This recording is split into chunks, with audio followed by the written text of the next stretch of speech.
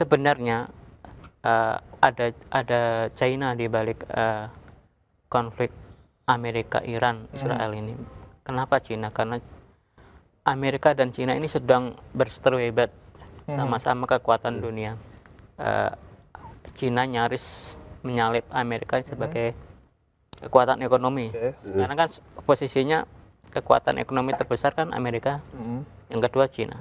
Nah, Ya persaingan ekonominya Amerika sama Cina ya ini sebenarnya. nah, Amerika kan sebagai adik kuasa nomor wahid ini nggak mau tersaingi nih. Nah, Nggak mau kalah ya. caranya gimana? Adalah dengan mencekik sumber energi Cina. Ketika Selat Malaka ada indikasi terganggu, Cina sudah memiliki semacam plan B. Salah satunya membangun jaringan pipa Cina-Rusia, kemudian Cina ke negara Asia lainnya. Assalamualaikum warahmatullahi wabarakatuh. Selamat sore Sobat Sindo. Ya, kala Selat Hormuz ini masih belum menunjukkan tanda reda ya. Masih panas. Dan sekarang Selat Malaka muncul ke permukaan dan menjadi perbincangan. Karena memang jika bumi memiliki urat nadi, sepertinya Selat Malaka ini menjadi denyut utamanya. Dan itu akan kita bahas sore hari ini, dan tentu saja saya tidak sendiri karena sore hari ini saya juga sudah ditemani bersama dengan pakar-pakarnya. Sudah ada Cak Imin. Cak Imin ini bukan sembarang Cak Imin. Cak Imin ini adalah redaktur internasional Sindo News. Assalamualaikum Cak Imin. Waalaikumsalam. Baik, dan selain Cak Imin ada juga Bang Haji Teguh seperti biasa. Assalamualaikum Bang Haji. Selamat sore. Baik, nih Bang, gimana nih ketika menanggapi ini terkait dengan Selat Malaka yang sekarang muncul ke permukaan dan juga jadi memanas, ini sebetulnya kenapa? Ya, ini masih terkait dengan konflik di Selat Hormuz ya. Jadi Amerika ini memperluas operasinya tidak hanya di Selat Hormuz. Jadi Amerika ini sekarang mengejar kapal-kapal terkait Iran jauh di perairan Timur Tengah sampai kemarin ke Selat Malaka. Ini terbukti dengan kehadiran kapal perang USS Miguel Gates yang terdeteksi berkeliaran di Selat Malaka akhir pekan lalu. Ya. Jadi Ketua Kepala Staf Gabungan Amerika, Jenderal Dan Ken itu, dia itu mengisyaratkan bahwa Amerika mulai mengejar kapal-kapal Iran atau terkait Iran itu jauh di luar perairan Timur Tengah.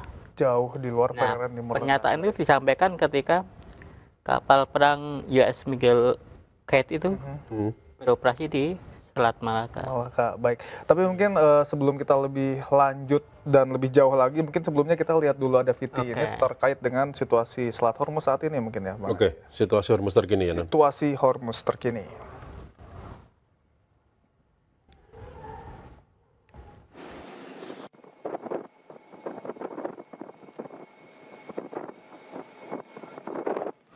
Motor Vessel Tosca, vacate your engine room. Vacate your engine room. We're prepared to subject you to disabling fire. Okay, we gave the flare.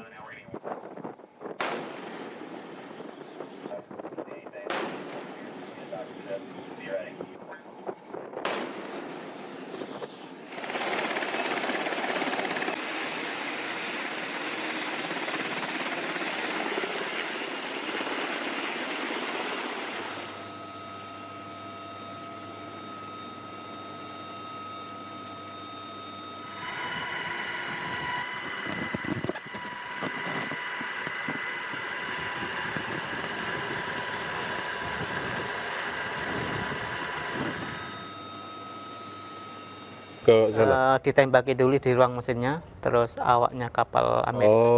Oke. Kayak operasi pembajakan gitu. Mirip dengan yang kayak di Venezuela itu. Dan itu sudah dikonfirmasi sama Presiden Trump ya, bahwa mereka melakukan penangkapan kapal berbendera Iran itu tadi ya. Jadi memang suasana di Hormuz tetap posisinya meskipun kemarin di akhir pekan kan sempat dibuka tuh sebentar, tapi sama Iran ditutup lagi ya, Cak ya? Buka tutup ya. Ditutup lagi, terus memanas lagi nih posisinya. Baik. Karena Iran itu nutup Hormuz lagi karena posisinya militer Amerika Serikat masih berada di situ. Blokade. Jadi ya mereka menganggap Amerika belum serius nih dalam mengajak berdamai di Selat Hormuz, makanya tutup lagi sama Atau Iran. ajakan negosiasi dan juga dampaknya, tapi di bawah tekanan dan juga ancaman ya. Jadi Amerika tetap merasa harus berkuasa. Lantas ini panasnya tuh tidak hanya ada di Selat Hormuz, tapi kini mulai meluas lagi ke Selat Malaka. Gimana nih, Caimin? Ya, ya seperti yang saya bilang tadi bahwa Amerika ini memperluas operasinya. Jadi bahkan ketika perang awal itu 28 Februari itu Amerika itu menyerang kapal perang Iran ketika latihan gabungan di Bangladesh kalau nggak salah. Bangladesh India ya? dan Setelah India? Nepal kalau nggak salah. Hmm. Itu jauh di luar medan perang ya. Kalau medan perangnya kan sekitar Timur Tengah. Itu yang setelah jadi tamu India bukan sih, Mas? Ya, latihan gabungan. Latihan gabungan sama India, Nepal, juga, ya kan? Nah, kalau secara hukum internasional kan nggak boleh. Karena itu latihan ya? Iya, latihan dan itu di perairan internasional. Betul. Jadi mau pulang ditembak gitu. Ya. Pulau ditembak. Iya. Ya. Nah, tapi ada apa sebenarnya di Selat Malaka? Apakah cuma gara-gara itu menjadi salah satu rute yang dilalui oleh Iran sehingga kemudian kebetulan saja Amerika mengejarnya sampai Selat Malaka, atau ada hal lain? Kalau seperti yang saya analisis kemarin di forum ini juga, bahwa sebenarnya ada China di balik konflik Amerika, Iran, Israel ini. Kenapa China? Karena Amerika dan China ini sedang berseteru hebat, sama-sama kekuatan dunia. China nyaris menyalip Amerika sebagai kekuatan ekonomi. Karena kan posisinya kekuatan ekonomi terbesar kan Amerika, yang kedua China. Nah, Ya, persaingan ekonominya Amerika sama Cina ya ini sebenarnya. nah, Amerika kan sebagai adik kuasa nomor wahid ini nggak mau tersaingi nih. Nah, Nggak mau kalah ya. caranya gimana? Adalah dengan mencekik sumber energi Cina. Ya.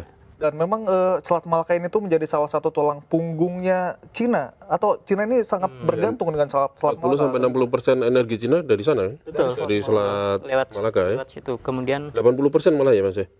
ya 60 sampai 80% lewat Selat Malaka. Ya. Kemudian yang lebih besar lagi ke Laut Cina Selatan itu lebih besar lagi daya nilai ekonominya. Nilai ekonomi.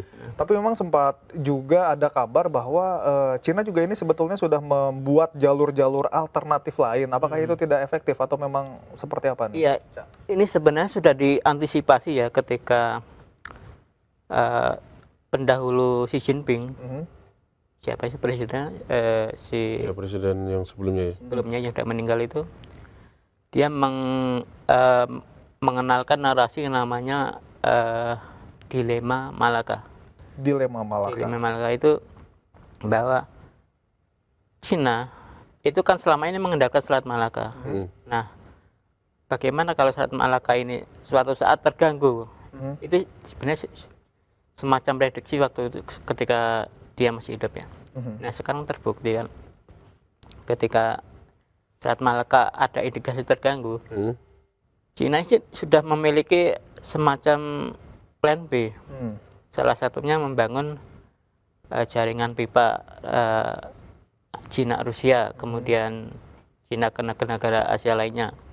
Kemudian ya Ada Iran lewat Pakistan ya? Ya, kemudian juga membangun yang namanya sabuk dan itu BRI itu yang apa namanya? Belt of apa gitu ya? Belt of Road. Belt of Road. Belt of Road ya. Itu sebenarnya juga istilah lain untuk yang dulu terkenal yang mana jalur sutra itu. Jalur Ya. sutra. Oke. Itu sebenarnya untuk mengamankan pasokan energi Cina selain jalur alternatif Selat Malaka. Selain Selat Malaka, oke. Dan Tapi nyatanya juga susah kan jalur itu. Iya. Makanya bagaimanapun juga posisi Selat Malaka ini masih tetap tetap vital buat China ya. gitu. Dan ketika kita berbicara tentang Selat Malaka yang panas, kita juga ada VT-nya. Mungkin sebelum kita lanjut dialog, kita lihat dulu tayangan berikut ini ya. Oke.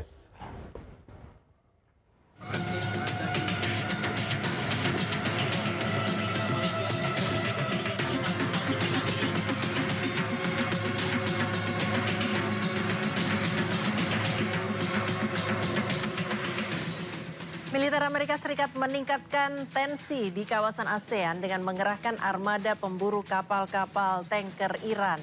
Perburuan difokuskan di kawasan Selat Malaka. Dalam pernyataannya, Kepala Staf Gabungan Amerika Serikat Jenderal Dan Kane menuding kapal-kapal tersebut melakukan praktek transshipment ilegal di tengah laut untuk menghindari sanksi ekonomi internasional. Selat Malaka diapit Indonesia, Malaysia, dan Singapura. Selat ini dianggap salah satu jalur utama yang menghubungkan Samudra Hindia dengan Laut Cina Selatan. 40% perdagangan dunia melewati selat ini setiap tahunnya. Selain BBM, Selat Malaka jadi jalur komoditas ekonomi lain. Lalu akankah Selat Malaka menjadi titik konflik baru setelah Hormuz? Belt and Road Initiative.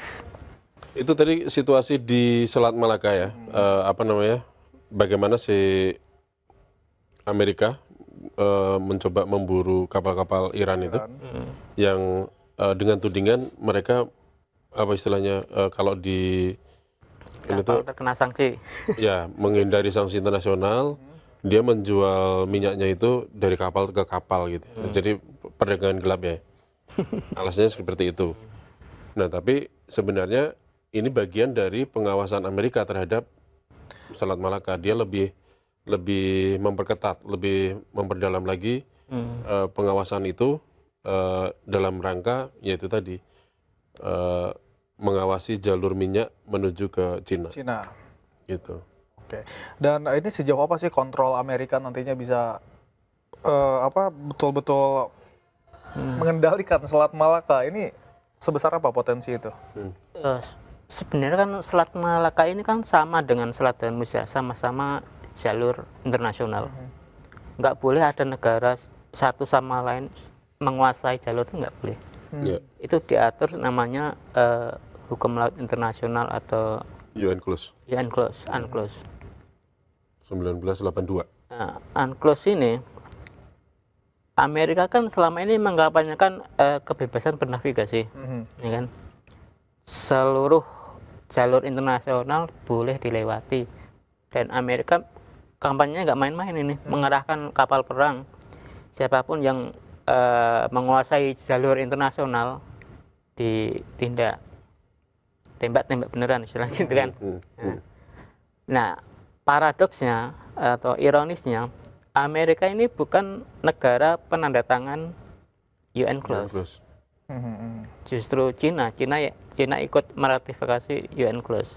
Nah, masalahnya Cina juga bermasalah ini. Ketika Cina menaikkan UNCLOS, prakteknya itu nggak sesuai. Contoh ketika konflik Laut Cina Selatan, Cina ini dia melanggar di situ ya sebenarnya. Cina ini bersengketa dengan Filipina. Diajukan ke pengadilan arbitrase di Belanda, Den Haag. Nah, putusan pengadilan itu dimenangkan oleh Filipina karena klaim Cina yang peta kuno berdasarkan Nine Dash Line ya. Yang meluas ke hampir 90% Laut Cina Selatan. Itu klaim itu tidak sesuai dengan UNCLOS. Nah, dimenangkan oleh Filipina. Tapi apa reaksi Cina? Dia nggak nerima putusan itu, artinya dia nggak konsisten dengan apa yang dia pegang di UNCLOS itu. Penandatangan tapi nggak mau mengakui aturan yang dia pegang sendiri. Diajukan sendiri juga? Iya. Betul. Nah tapi lalu dengan situasi seperti ini, Indonesia ini posisinya akan seperti apa ya? Nah Indonesia itu ikut terseret kayaknya ini ya. Kalau dari analisa berbagai pihak itu ikut terseretnya karena kemarin ada perjanjian baru nih, ada hasil pertemuan antara Menteri Pertahanan RI Safri sama Pertahanan. Menteri Perang Amerika ya. Oh, Menteri Exet. Perang Amerika. Nah, kita ada liputannya juga, Nan. Boleh Kita lihat kita lihat dulu mungkin ya.